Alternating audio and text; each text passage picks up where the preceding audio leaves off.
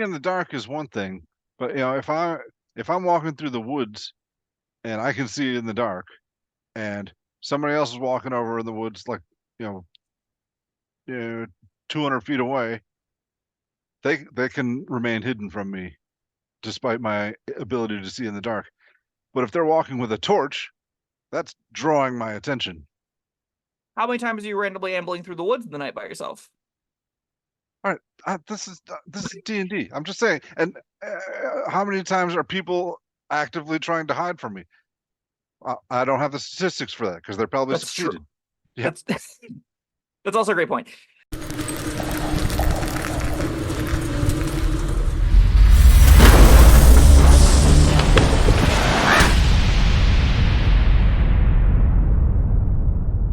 Hello, friends. Robert Bevan here, author of the Caverns Creatures series of comedy, fantasy novels, and short stories. With me is Sam West, and today we're talking about the spell Darkvision. Click, you get the. Yeah, this is X-ray, not X-ray. Night vision goggles. That's what this is, basically. It is a spell I hope to never have to cast. It's second level. Cast time of an action ranges touch, so your familiar can deliver this to somebody in the dark if they're desperate. For most magical material components, it requires either a pinch of dried carrot or an agate.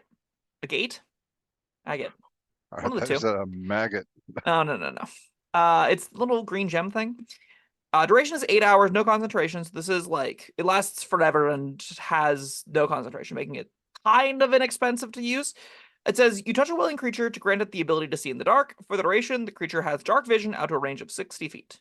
Dark vision specifies a monster with dark vision can see. A creature with dark vision can see in the dark within a specific radius. The creature can see in dim light within the radius as if it were bright light, and darkness as if it were dim light. The monster can discern color in darkness, only shades of gray. Now, we get to continue to going one level deeper because, well, what's dim light mean? So dim light, because this is relevant for like how this works, right? Sure. Dim light, it poses some stuff. So now we get into the vision and light rules. Darkness and other effects obscure vision, can provide significant hindrances. A given area might be lightly or heavily obscured. In a lightly obscured area, such as dim light or patchy fog, creatures have disadvantage on wisdom perception checks that rely on sight. So, even if you have dark vision, if you're in complete darkness, you have disadvantage on perception checks if you're relying on your eyeballs. That is the sum piece of what dark vision offers you, the ability to still see in complete darkness versus not. Because if you are in a heavily obscured area, which is what darkness constitutes as, creature effectively suffers from the blinding condition, which if we jump one level deeper, we can find that the blinding condition says a blinded creature can't see and automatically fails any ability check that requires sight. Attack rolls against them have an advantage, and creatures attack rolls have disadvantage. And that... But we don't have that. Correct. That encompasses all of the darkness rules. So the benefits are you're not blinded and you otherwise would be blinded in total darkness. That's fundamentally the benefit this gives you. You still have disadvantage in your perception checks, but otherwise you can see in pitch black darkness fine, and if it's dim light, you can see it as if it's bright light, which means no disadvantage. Whole lot of rules for a very short spell that I don't think gets cast basically ever, and I don't blame anyone for never casting it. Well, I mean, I guess it's easier to ask how many races don't have dark vision standard. I think so I don't remember. I believe the number is roughly half. I could be off on that, but like just thinking through the species in the game, I'm pretty sure like most, at least the races I tend to play are like halflings don't, but elves do, dwarves do, all that kind of stuff. Dragonborn I don't think do. So that it is a roughly even-ish split. Okay. But you know what? You don't need, if you have a torch, dark night vision, because you can use the torch to see instead. And this is kind of only effective in environments where you would both want to be discreet, everyone else has dark vision, and you don't have dark vision. That's where I think it has the merit, right? I mean, I could see that being the case. That's like if the whole party has dark vision except you, then you are the annoyance that's keeping everyone from being stealthy in the dark. Yes. So like I'm on D&D Beyond right now, just like going through the races to see who gets what, and there are some other like notable statistics, like what are the most likely to be played races in the game. Right. And human by and far is the most popular, followed by I think it's tieflings, elves, and dragonborn are the next three. I'm surprised to hear that. I didn't realize human was that popular. I thought I was the weirdo. No, everyone's the weirdo but me, apparently, because I don't think humans are ever worth playing. They're just boring to me. That's not important. There was like a D&D on. I'm paraphrasing a chart I saw on Reddit years ago that was talking about the most common characters that were built on D&D Beyond, which isn't indicative of necessarily characters actually played, but instead Mhm. characters built. And it's like human fighters are by and far the most common thing you will see in this game. Human fighters? All right. Don't look at me. I'm recalling statistics vaguely. Again, I could be off on those numbers. Someone could link the post down below. That'd be awesome because I think it's a pretty popular like metric that people looked at. It was really interesting. We might do a piece on it someday. Who knows? In any case, that's to say that I don't think it's likely that you're going to be the only character in the party without Darkvision. I think it's pretty likely, again, about half the group won't. Like tieflings get it, yes. Half orcs get it. Gnomes get it. Oh, okay, hold on. It's just like halflings and humans that don't, Yeah, I think so. I mean, and Dragonborn. of the basic, yeah. Okay, Halflings, dwarves get halflings, it. Yeah. yeah, halflings, humans, and Dragonborn is the one that don't. That being said, again, humans and Dragonborn are some of the most popular. So, like, that is a metric to say that you may run into groups that have multiple characters that don't have Darkvision. I'm still not sold that even if you are the lone Dragonborn in a party full of elves, that you need it or you'd want it whenever, again, like, a torch will suffice a lot of the time, or you Yeah, just a won't. lot if you don't need to be stealthy, but if if you have a torch in the dark, you are saying, "Hello, everyone that we're trying to hide from. Here we are." Uh, okay. Let's walk through an example of that then. Let's like try and brainstorm what that actually looks like. Just because I don't think that happens that much, especially in modern D&D, right? Like if you're going into a regular ass lich dungeon, right? You're going into a Mhm. crypt.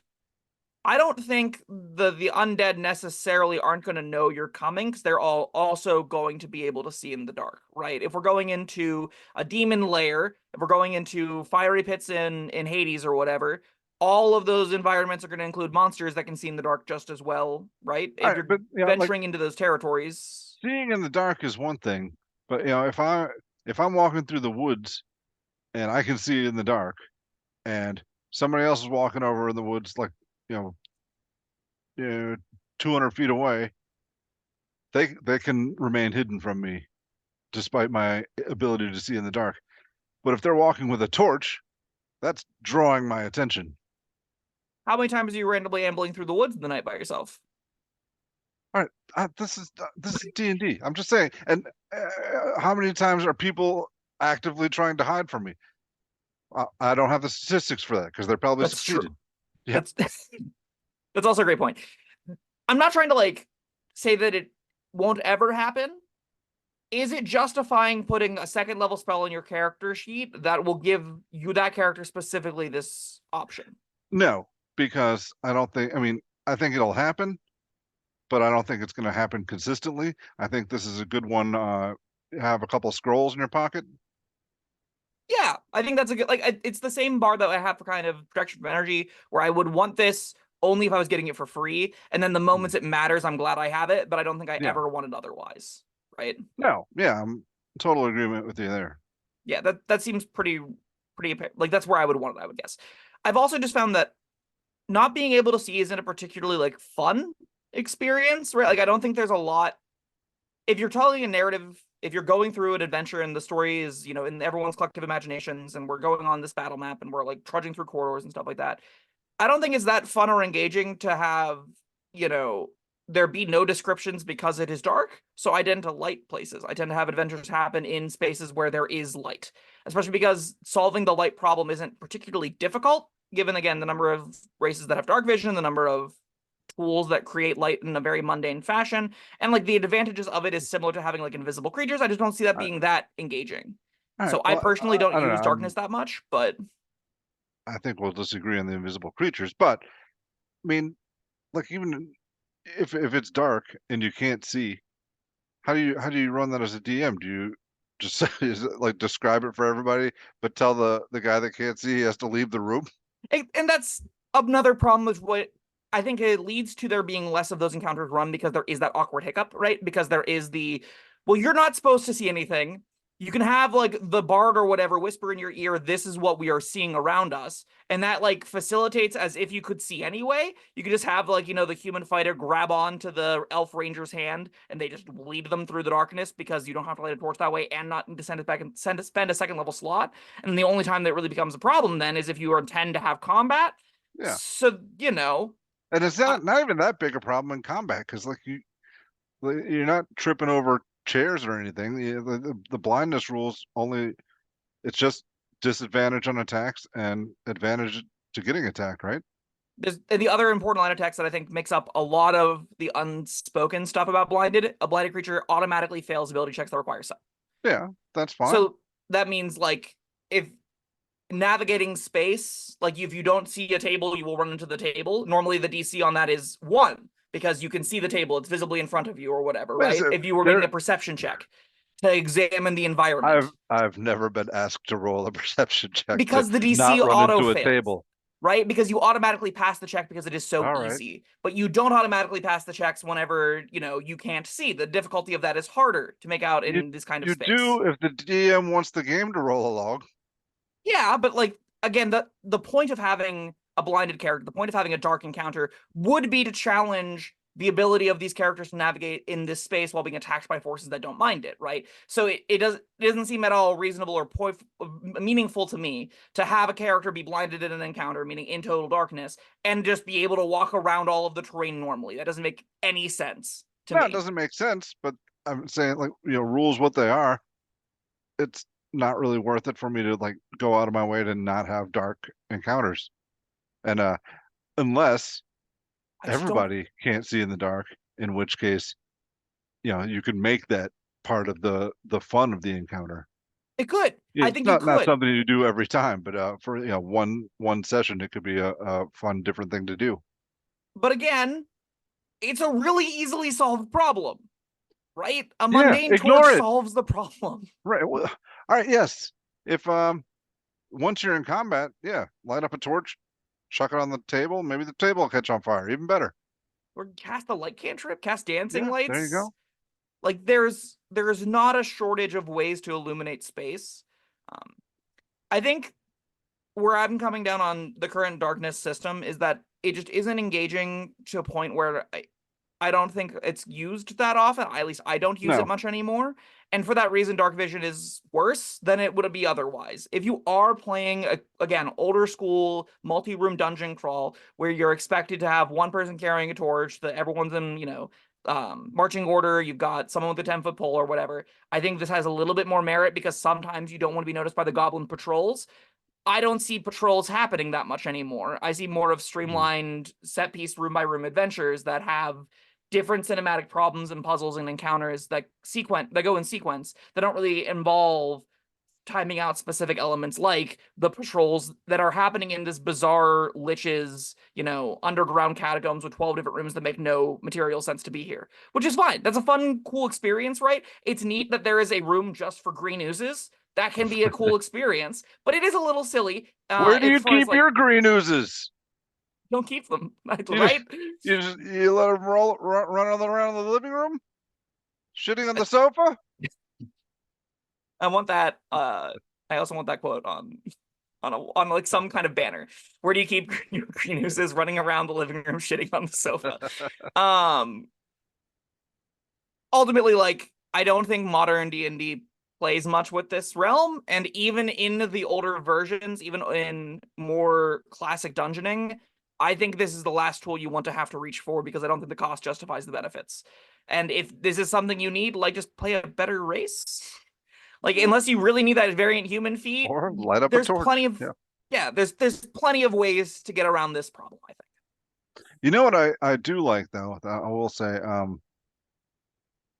roll 20, like if the DM knows the technical side of things and knows what he's doing, can be quick about it, like you can have different darkness levels set up for individual characters, and I think that's cool. And if you have a good, interesting way to play with it, then that's a neat tool. I liked it for about 20 minutes. Like I said, you probably should have an interesting plan for it.